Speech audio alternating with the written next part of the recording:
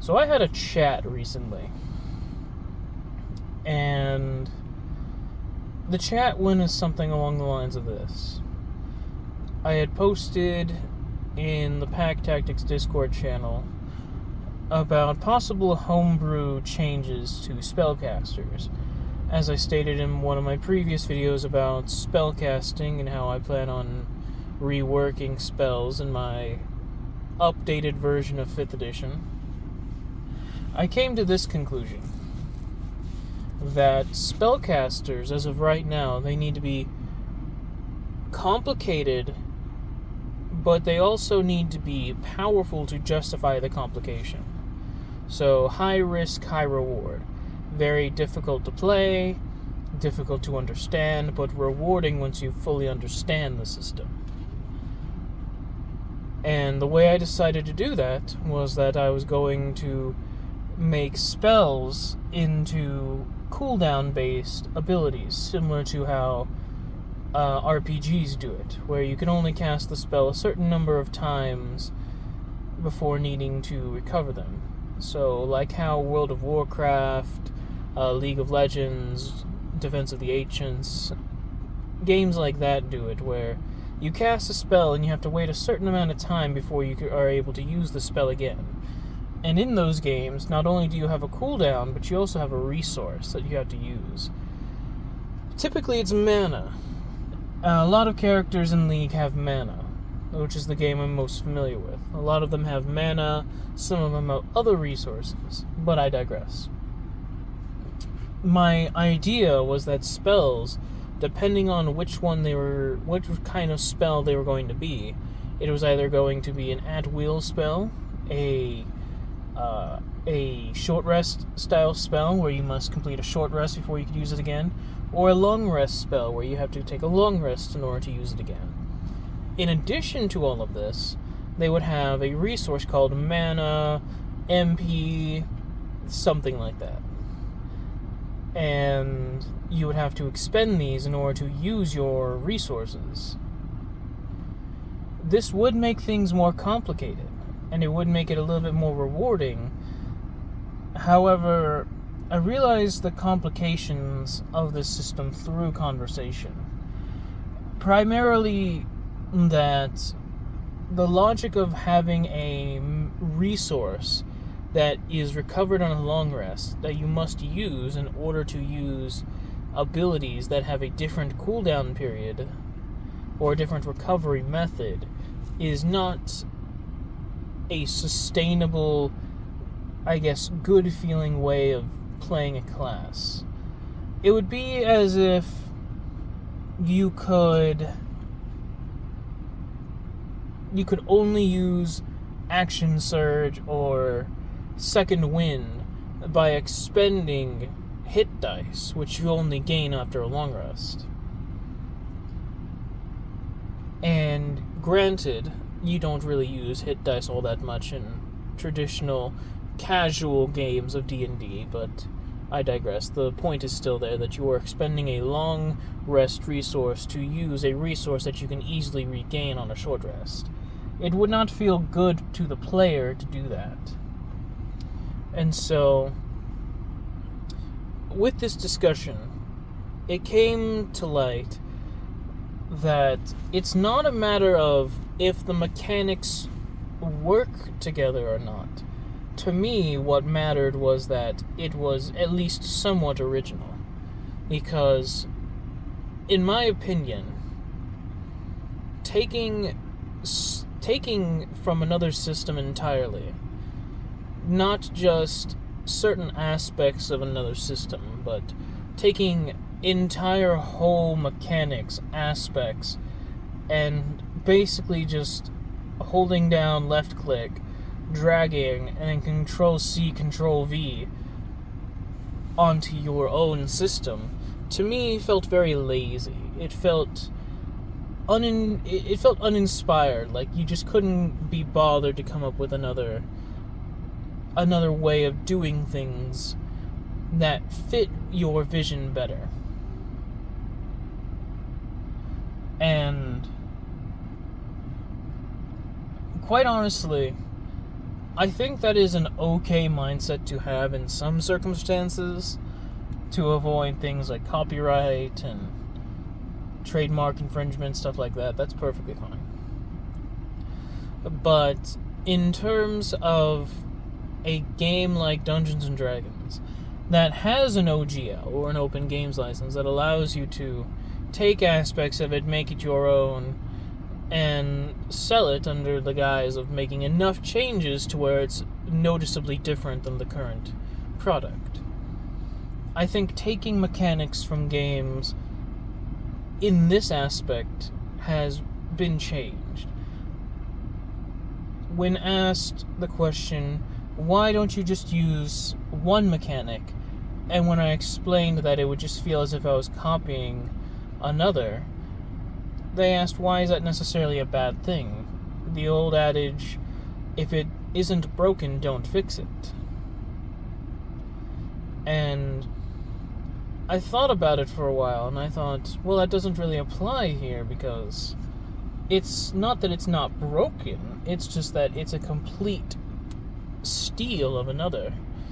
And then when they informed me, well, nobody would really care, because in this instance, a separate cooldown system was already in place with 4th edition for pretty much every other class in the game, including fighters, warlords, barbarians. Everyone had at-will, encounter, daily, and utility powers. Everyone did. And they all had a shared cooldown. All utility had different cooldowns based on whether or not they were at-will, encounter, or daily. Dailies could only be used once a day. Encounter can only be used once per combat encounter, and at-will can be used at any time. And there's nothing inherently wrong with that system. But as I saw it, it was very lazy to just kind of take it. But I realize now that Wizards of the Coast, Hasbro, they don't really care about older editions. They don't care about what us as fans want. They don't care about making their game good or functional or less confusing or appeal to what we as players like in power fantasies and story-driven narratives, which, quite honestly, if you want a story-driven narrative, just go play Blades in the Dark, Call of Cthulhu, stuff like that. It's a lot better for storytelling. But D&D is a power fantasy. You're meant to feel strong, like adventurers that are chosen by destiny to be the strongest and best that you could possibly be, better than anybody that has ever come before you and anybody that will come after you. But 5th edition doesn't accomplish that. 4th edition attempted to, and I will admit they did a very good job at doing so. However, at least to me, from my readings, it didn't really feel that way. It felt as if 4th edition really fell short on the heroic fantasy of being a unstoppable warrior. But I digress. This has gone on to a tangent now, but needless to say, in my previous video when I recommended, or how I instructed that I would be changing Spellcasters, has changed. Instead, Spellcasters will have no resource. They will have no mana, no spell slots, nothing. Instead, we will go back to the 4th edition way of doing things, but only for the full casters. Now, I say full casters not because of the separation, but because it is what most players will know when you speak of them. If you say casters, casual players will assume this encompasses third casters, half casters, and full casters. But if you specify full casters, it makes a lot more sense for everybody. So for the full casters, the bard, cleric, druid, sorcerer, and wizard, they will have 4th edition style resources, where they'll have at-will, encounter, and daily powers, as well as utility powers that they can use, just labeled as spells. The half-casters, on the other hand, will have their spells removed, and instead their spells will focus on using their unique resource. So the artificer, the paladin, and the ranger, they'll each have their own unique resource that they could use for their non-caster side and their caster side. They will share the resource, but it's a little bit more complicated than that. I can't really get into it right now, as I do not have all the details ironed out. As for third casters will be completely removed. Third casters will no longer exist, and instead, third casters like the Eldritch Knight Fighter and the Arcane Trickster Rogue will now just have abilities in the subclass itself that facilitate the kind of play style that is being proposed by the subclass, as opposed to having this weird spell slot conversion rate. That is another thing. Any spell gaining abilities will function slightly differently. So with the Wizard's Arcane Recovery, you would be able to regain a certain amount, or maybe a certain power level of spells on a short rest. And for sorcerers, with their sorcery points, spending sorcery points of a certain amount will equate to you being able to cast a encounter, daily, or utility power without having to use it and send it on cooldown. But in conjunction, I will also be giving them better ways to recover their sorcery points, as opposed to just on a long rest. Warlocks, I haven't mentioned Warlocks, but Warlocks will be unique. Warlocks will have the most at-will powers, as in most of their abilities that they currently have as spells, like Eldritch Blast, Hex, Armor of Agathis, all that, they will be made into more invocations. So this will be more of the choose-your-own-adventure type class, where you get the base class and you get a few baseline features, but much like Spellcasters, where they pick all of their spells, they actually get to pick invocations, and the invocations give them abilities such as spells, and a lot of them will be at will. And eventually, once you get to Mystic Arcanums, they will be daily powers. And certain other ones will be encounter, but not a lot. Only certain will be encounter. But their spell slots will be removed, and they will mostly be the filler class, so to speak.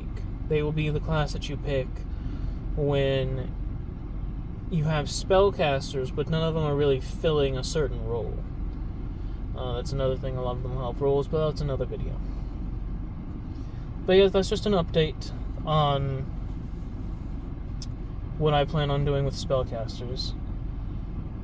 Be on the lookout on Foxtail Foundry's website, as hopefully soon I will have one of my first homebrews on the website.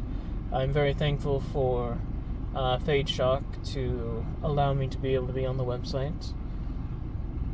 I greatly appreciate it, getting my work out there and allowing people to partake in it. It is very nice. But once that becomes available, I will make a community post about it, so be on the lookout for that. But I think that's everything.